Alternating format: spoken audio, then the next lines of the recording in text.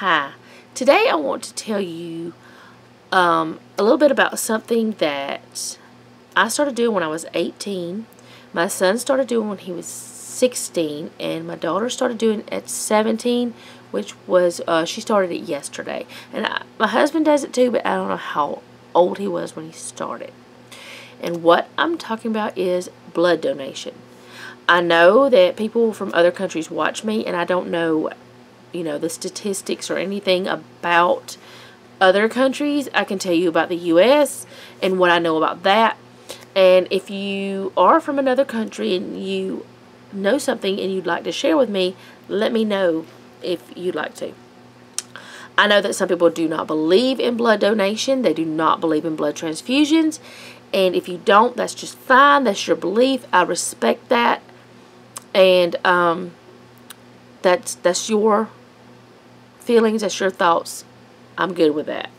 I'm not judging anyone. I'm not criticizing anyone. I'm not saying anyone should do or should not do anything.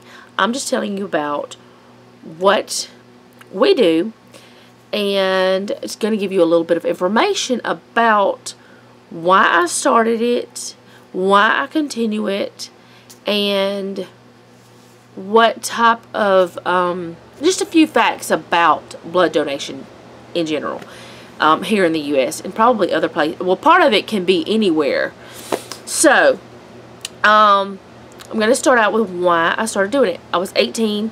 I saw a blood bus, is what we always called it. And I just thought, oh, well, that's something I can do. I'm just going to do it. It helps people out. I didn't know anyone who had ever had a blood transfusion, that I was aware of. And I had never, experienced anything like that. So I really didn't know a lot about it, except people needed blood at times. And I had watched different shows and movies where the people needed blood transfusions. And I was like, okay, I can do that. So it was something I do that helped people out that I could, I could do. So I did it. I was not very consistent. Well, actually, where I used to live, we didn't have an actual building where we would go. It was just a bus would come around every once in a while from another town, and they would come around and we could go donate if we saw it, if we knew about it. I never knew about when it was coming around or anything like that, because at the time I had no email, I had no cell phone, nothing like that. I just, if I saw it and I was eligible, I did it. Whenever I had my children, I, didn't do it while I was pregnant, of course, because you can't, and I wouldn't want to anyway. And, after that, I started doing it again. Where we live now, there are actually 2 places that I know of that you can do it, that you can actually go there. Plus, they have the buses go around town, different places all the time, and the surrounding area. They go, as far as I know, 1 hour away. I think they go 2 or 3 hours away too, but I'm not sure. Either way, doesn't matter. I just know that it's something we do. We donate. I don't know why my husband started doing it. I guess he just wanted to help people out. He's just does stuff like that. He helps people when he can. My children wanted to do it because they saw me doing it their whole lives, and they wanted to help if they could. After my dad was diagnosed with cancer and he had to have blood transfusions himself, I was more aware of different reasons why people need blood. At one point I thought, oh, well, it's just because you're in a wreck or something. Or maybe you have some disorder. I wasn't thinking that cancer patients needed it or anything like that. Or if you had to have surgery, you might need it. You could lose blood.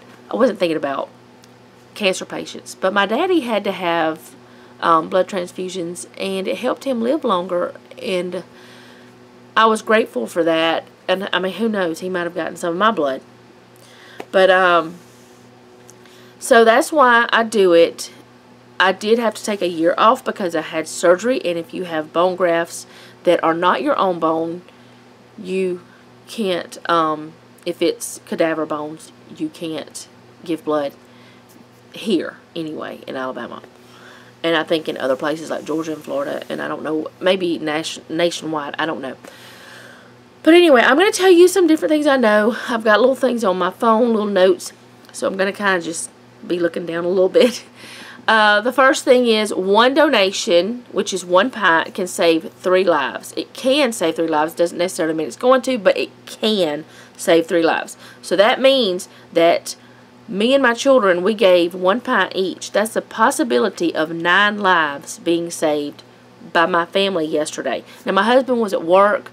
They actually have the bus come out to his job, and he can give blood there. But he was at work, so he couldn't do it yesterday.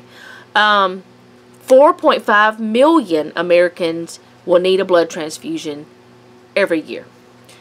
More than 44,000 blood donations are needed every day, and every 2 seconds, someone in the U.S. needs blood.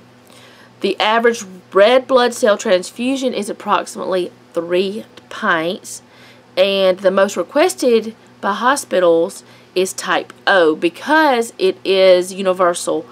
Someone with a B, like me, could get type O if need be. There's a lot of different things that you know, a lot of reasons. Like one car accident could need 100 pints of blood. If there's, you know, it's just according to this, whatever's going on. 37% of the U.S. population is eligible for blood, to donate blood. 37% is not much, but 37% could, but less than 10% actually do. Yesterday, whenever we went to the blood bus, it sounds weird calling it that, but I don't know what else to call it. Whenever we went to go go donate, those ladies, I think they stay 2 or 3 hours. I know they stay 2 hours in one location, and it took me total about 20 minutes to give blood. And they have 4, it's according to what size bus they have 4 beds most of the time. I think might have been 6 on that bus. Well, anyway, I think it was 6. Yeah, I believe it was. But anyway, 4 to 6 people can give blood at one time. And that means, you know, if they fill it up, they can get the people through. Only 10 people came yesterday to that one bus, and 3 of them was my family. That's sad to me because all the people that were walking around could have been coming into that bus and saying, hey, I want to see if I'm eligible. Now, if they already knew that they couldn't for whatever reason, that's fine.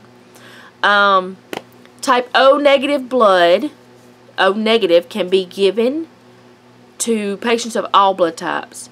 Type AB positive plasma can be transfused to patients of all blood types.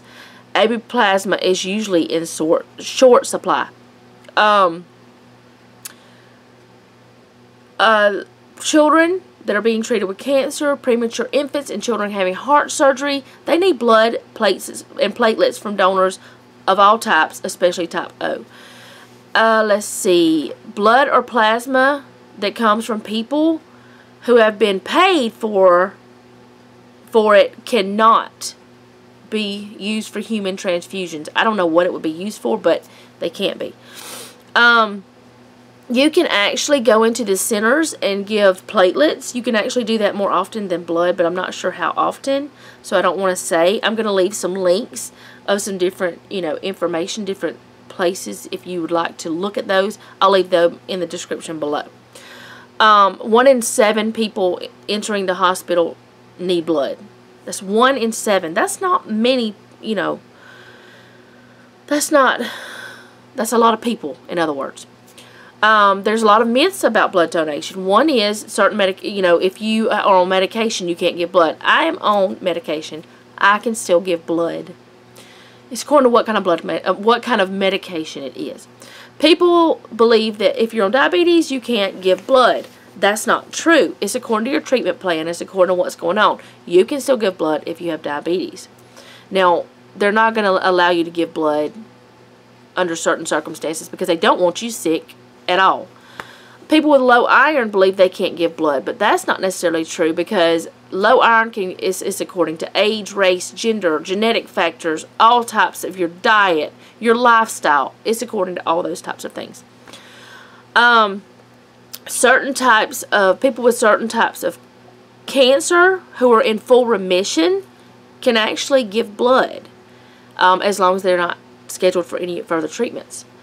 People believe that if they're older, they can't give blood. But a 17 is the minimum, 16 with a parental consent, but there's no upper limit as long as a person's in good health, weighs at least 110 pounds, and there's actually been donors up to 100 years old. People with high blood pressure, which I am one, I have to take blood pressure medication. I can still give blood, but for some reason people believe they can't. People believe that if you travel outside of the U.S. you can't give blood, but there are certain circumstances, no, you can't, but there's a lot of circumstances that yes, you can. There's a myth about people who have mononucleosis that if they've been diagnosed that they can't. But as long as you've been fully recovered, you are eligible to donate. And you just have to talk to the people whenever you do your interview. People believe that ear and body piercing, that they can't give blood. But you can. You just have to wait a certain amount of time. People believe that people with tattoos can't give blood, and that's not true. I have 3 tattoos. As long as you have went to a licensed tattoo artist and you have a certain amount of time since you have had your tattoo done, you can give blood. So you're good with that. I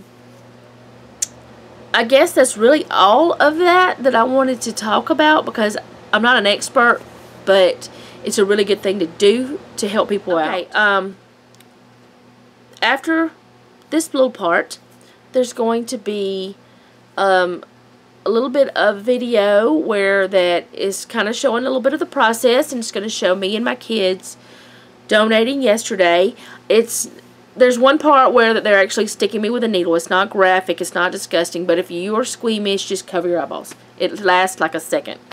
So, well, maybe a little bit more than a second, but it doesn't last long, and it's not disgusting or gross.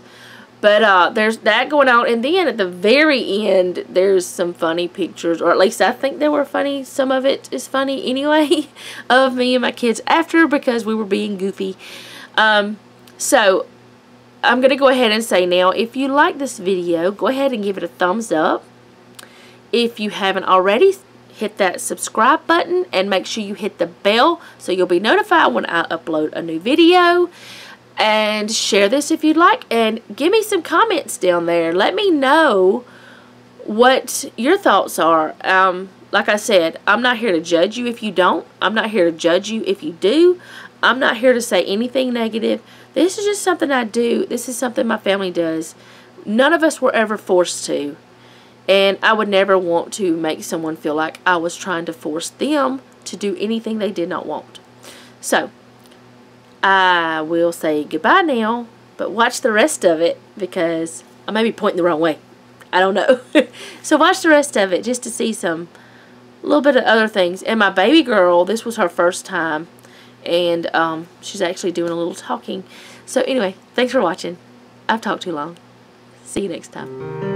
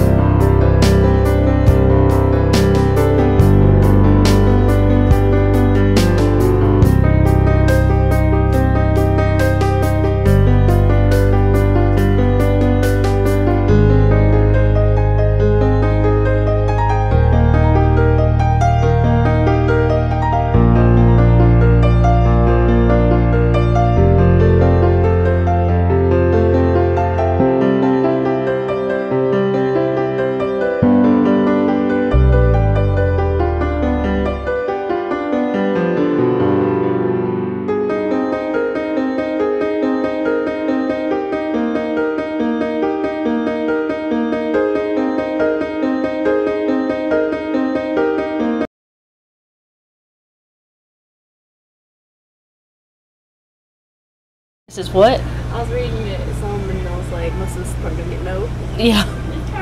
Huh?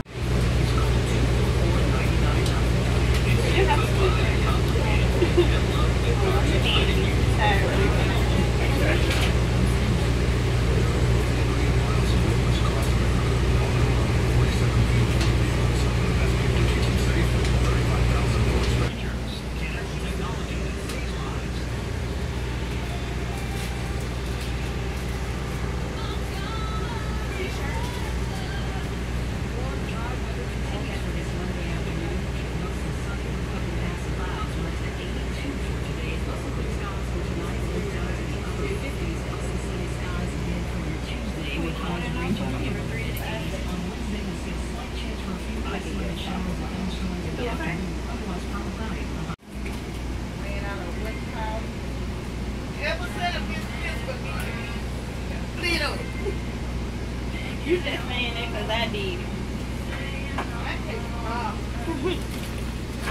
That's right, that's why I said that.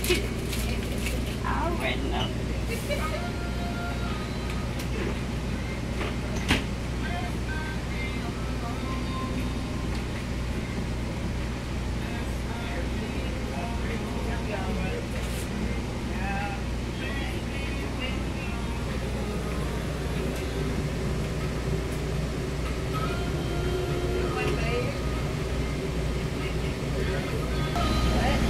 How you doing that? What size shirt can I get you?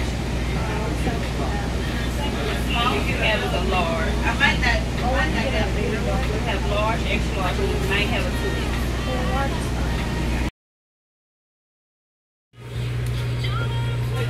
Lights out payroll.